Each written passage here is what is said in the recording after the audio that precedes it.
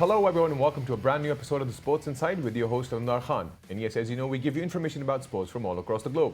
You guys can surely reach out to us on our social media handles, which is @Indus News Sports. That basically works both for Twitter and for Instagram. But anyways, we'll go to the headlines first.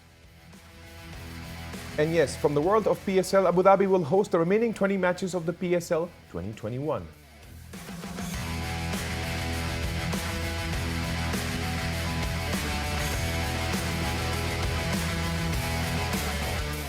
And yes, from the world of PGA, yes, Corey Connors actually sees the first round lead on the 103rd PGA Championship.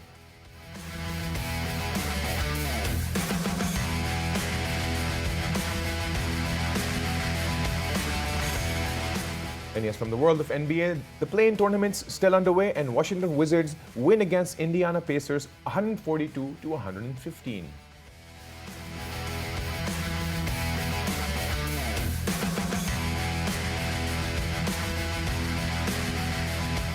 And yes, America Olympic and World Triple Jump champion set to miss Tokyo Games.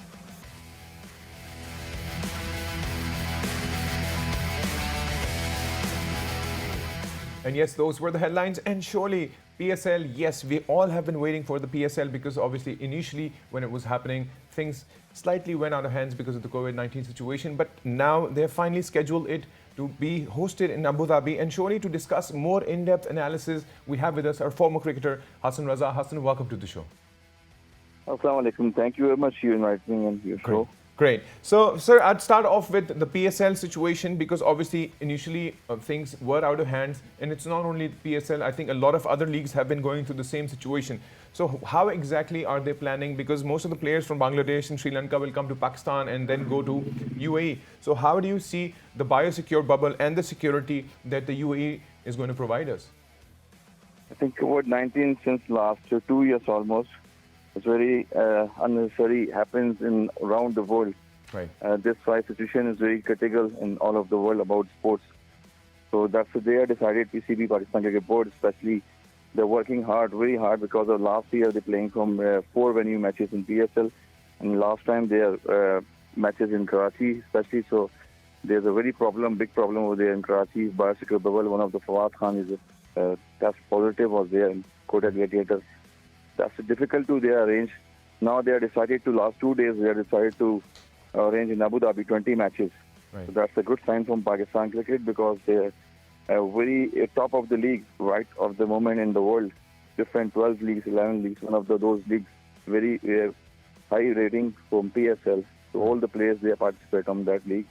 Right. So that's a good sign from Pakistan. Let's see how their biosecure bubble was there in Abu Dhabi and how their security was there, and they maintained top level over there.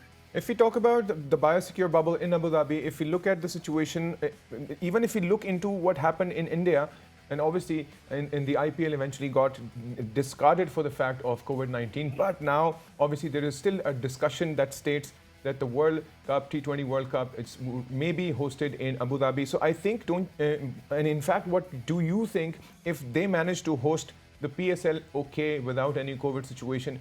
Do you think it would be considered to move the tournament of the World Cup T20 there?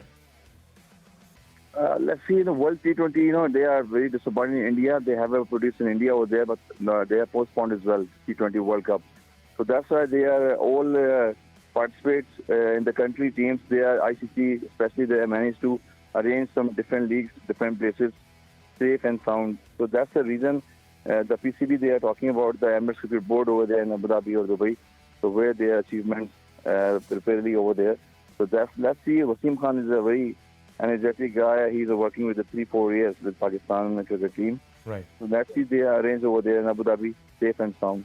Right. And talking about the players, how many players are going to go? Because initially there were 18, if I'm not wrong. So what's your take? Because I'm thinking they're taking extra team along. Yeah, Pakistan, their players, they're good mentioned on PCB. There are 2 players extra with the emerging players or currently players who play from domestic cricket, playing from different leagues. Right. They are participate from PSL as well. So one team, each player last 6 seasons, 5 seasons, 18 players for the one team. Right. And they have produced 2 more players with the East team. So that's some huge remarkable things about the Wasim Khan. They arranged a good structure in PSL. Right. In terms of obviously getting those extra players, we've seen some amazing new talent out there in terms of PSL and surely incorporated that in our national team. Definitely, we produce like Haris Rauf, we produce and Haider Ali, we produce so many, Suhail Nazir, there's so many Iqbal, fast bowler, Shahnawaz Zani, they are produced from PSL. So, Right. so many players, they have good chance to play for the country as well and given to perform from PSL. That's why they are highlighted from around the world and playing from different leagues. Right, and I think, as you mentioned, Dahani, I think he's probably one of the finest bowlers that we've seen, and he still was on board with Pakistan against Zimbabwe, but obviously he did not get a chance to play. But he's not get a chance. But Tabish Khan, he took the 568 wickets in domestic. Definitely given to chance first him. He's a very capable bowler from domestic. He took so many performances last 28 years in domestic Pakistan. So Dhani played from a couple of T20 matches and some of the few matches in first class cricket. So that's why he had a big career. Right. If he play from good performance in domestic, then he play from more capable to play from Pakistan team as well. Right. Let's hope we find those amazing talents. Anyways, going back to the situation, obviously talking about the coronavirus situation, the biosecure bubble, is it going to be internally through Abu Dhabi government, or will they be hosting it through some external observers, to be precise? One thing about Dr. Suhail, he's resigned last year, about last few months. That happened in biosecure bubble broke down in Karachi. So new committee about in PCB, how they produce about structure in PCB. Right. So let's see, there are two tests before the tournament in PSL. One, two those in Pakistan here, then they are going to the 1 week over there doing practice and net training. Right. They are quarantined over there in Abu Dhabi. Right. Then they have second test from government, UAE, Emirates Cricket Board. Right. They give him two tests over there. They have especially doctors was there. Right. So they are very strict veteran in Pakistan here because the position is very critical in around the world COVID-19. Right.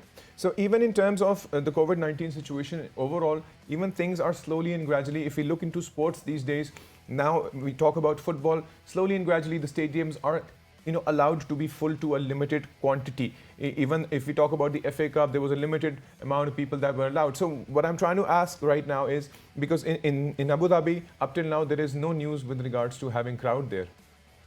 I think it's very not good, and this is really without a crowd. Especially the sports game is very energetic, and definitely they arrange the crowd over there. So very good from the players, appreciation from the sports and the sportsman spirit over there. Right. So they are depend about the PCB and depend about the Emirates Cricket Board, how they provide over there from people, because the Friday, Saturday was off over there. So maximum, minimum they allowed to crowd. That's very good from cricket sign and with the players over there.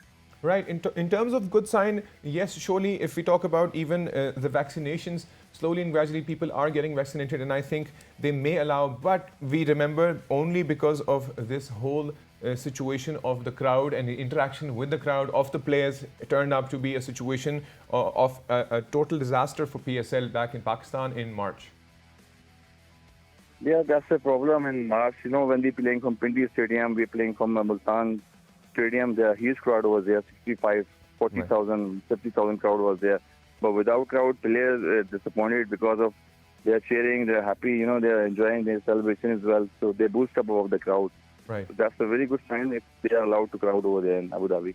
Right. Let's hope all things fall into place. And if this goes well, do you think in terms of T20 World Cup consideration, UAE will qualify or not? So let's see if their leagues were going on very good over there. So biosecure bubble is always very good. So let's see they decide to, they decide to India World Cup over there. But now they decide maybe Dubai as well. They are good option from Dubai over there if they are success from 20 matches PSL. Right. Let's hope all goes well, because after this, Pakistan is surely lined up for July 2021 for the tour to England. Let's hope we find those amazing talents through this PSL matches. Definitely, we have so many talents and given the chance, good perform from Pakistan, because we have a Hassan fast bowler, we have Haris Rauf, we have so many players in form.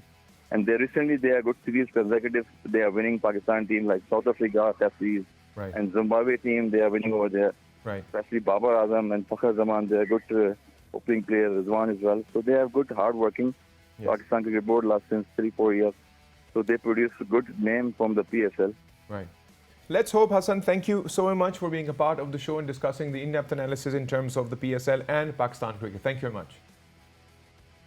So yes, that was Hassan. He surely gave us the insights of PSL and how they'll surely be managing the situation and the matches in Abu Dhabi. Let's hope the biosecure bubble this time does not break, because the last time it broke in Pakistan, it was not a good situation. And same goes for the same situation that happened with the IPL and obviously discontinued. So it is better to be safe than sorry. But anyways, what we lose, we'll take a quick break. And once we come back from the break, there is more from the world of sports. See you guys after the break.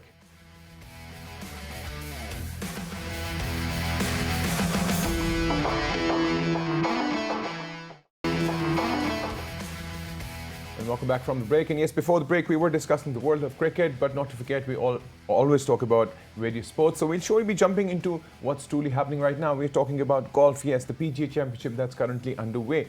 And to discuss the PGA Championship, we have with us our own national golf player, Mr. Salman Abbasi. Thank you, Salman Saab, for joining us. How are you? Thank you. I'm fine. Great. Sir, we'll start off obviously in terms of the odds of the situation of the PGA Championship for now, because obviously we'll talk about Rory Mcilroy to begin with. Obviously, he's still struggling. He's not there where he was supposed to be. And Corey Connors for now has taken that lead, -5 for now. So how do you see this development so far?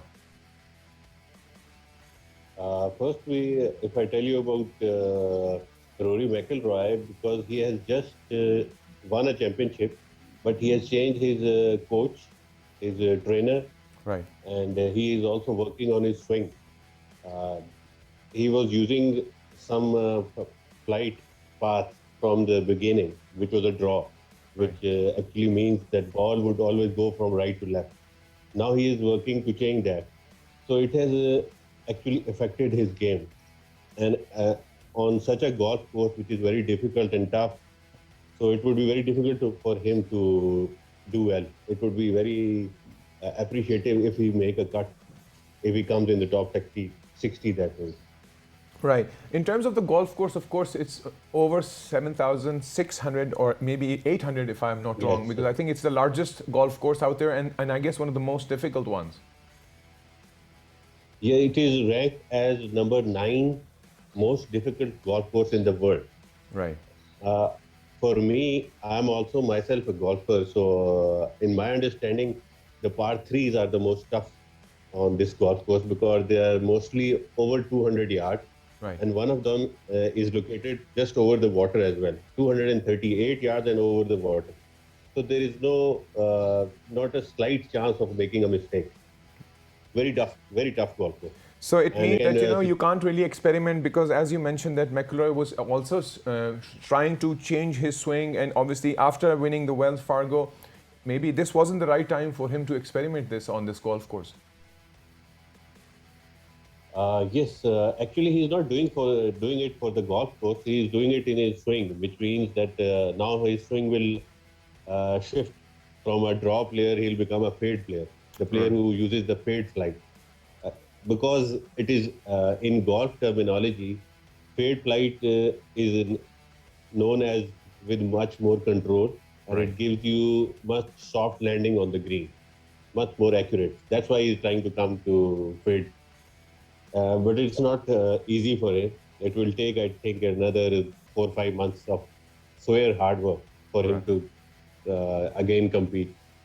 Right, I agree, absolutely. And looking at Morikawa for now, obviously, he is slightly in a better position than if we look at DeChambeau, because DeChambeau is obviously not at any close range of the top 10s, to be honest. So how do you see that? And DeChambeau even mentioned that, this is the most difficult golf course I've played. Yes, this comment was, I think, in his practice round. After his practice round, he gave this comment to the newspaper people. And he also, his main thing is the long drive. Right. And on this course, the long drives are not required. There are more accuracy is required. And Morikawa has the edge here because he's extremely accurate player. He is not the longest on the tour. He hits around 290 yards, which is, according to the PGA Tour, is an average drive. Right. So, but he's very accurate. So Morikawa stands with a very good chance. But if you ask me, my opinion, I would go for Brooks Koepka because he and the Corner who is leading the match right Right. now, Right. they both made 6 birdies, and Corey Connors did not make a mistake. He only made one mistake and did one bogey, so he's 5 under. And Right. Koepka is 3 under. But if Right. you see at the statistics, they both made 6 birdies. It means Bruce Koepka is going, if continues with this, he'll be forced to reckon with when it comes to the end. Right. In terms of, if we look back, it's the same McIlroy who once won the championship here on this golf course. So how difficult it becomes for a golfer to adjust, because right now obviously the weather has surely impacted, the winds would definitely be impacting, it's a completely different state of mind. So how do you see that, and how difficult does it become for a golfer to adjust to that? As Because I would just say, because I tell you about my own experience, but whenever you make a change in your swing, so it gives you an uncomfortable thing. You cannot be confident anymore on the course, because the moment you make a slight mistake under pressure, so the whole of that pressure comes much larger. Uh, Impact on you is much larger than the normal Right. behavior. So what changes in his swing, that will take some time. So Rory Mcilroy, I'm not. I think another 3-4 months he has to work on his swing to get adjusted and to play well again. But if I look back into obviously him winning Wells Fargo, and obviously that's a title, but everybody always strives for the PGA title. So was it the right time for him to change his swing or not? I cannot. I just can tell you about this, that he must have thought about it for a long time, because it's not an easy decision to change your complete structure or the path, the way you use the game. Right. Because he's now around 30 years of age, and he has been playing golf all his life, and he has been using a draw flight. Now he's changing it to fade. So that means he has to change the complete structure of his game from his mind. Right. It's not an easy thing. We must give this due to him, because it's going to take some time. Absolutely, absolutely. And it takes a Whenever lot of you're heart, adjusting, actually. yeah, because it's like more of takes- a body stance. If he changes his body stance, it's pretty much like any sport out there, that once you change your action, for instance, if you're bowler, you have to change your bowling stance. Obviously, you will have to change it completely, and it would take some time. But obviously, as you mentioned, that his changing of stance would surely help him in the long run, if I'm not wrong. Yeah, it will help him. It's much more accurate. It's much more accurate flight if you use the fade flight. Right. The ball landing on the green also becomes much softer, which gives you more chances for the birdies and a good score. So, but as I told you before, as he was not using this for the last 15, 16 years of his game, Right. so it's going to change everything for him. So it will take some time. It takes a lot of heart actually to make such a decision when you are such a good player, you're in the top 10 of the world, you've been world #1, and still you make this decision. It takes a lot of heart. Right. So, who exactly do you think now? Because obviously, in terms of golf, it's mostly Saturday and Sunday, the decision-making days. So, who is your current pick in terms of the top 10? Who do you think would surely be winning this? Because obviously, if you look at Corey Connors, he still is obviously under 5, and I think he still has that edge, followed up by Bradley and Hovland. So, how do you see this developing in the long run on Saturday and Sunday? It's a 4-day tournament, so I think positions would be much more clearer after the third day. Right. Who will be competing for the position? But in my point of view, I think Brooks Koepka and Colin Morikawa, Right. they have a very good chance, because they play very well under pressure, and it's a major tournament, one of the 4 major tournaments. So I think they both have very good. In terms of Morikawa, he's under 2 for now, and I still think that in terms of his experience, he surely is going to get up there. Do you think this event would eventually turn up for someone who we were not expecting to win?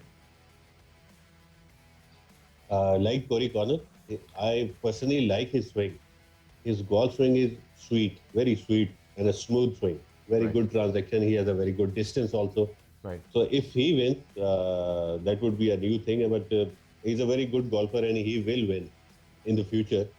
But if you ask me, who would you nominate? I think I would nominate two players. One would be Morikawa and the Brooks Koepka. Because I don't know what is so special about Brooks Koepka. Because whenever there is a major championship, he comes up and he plays very well. Right.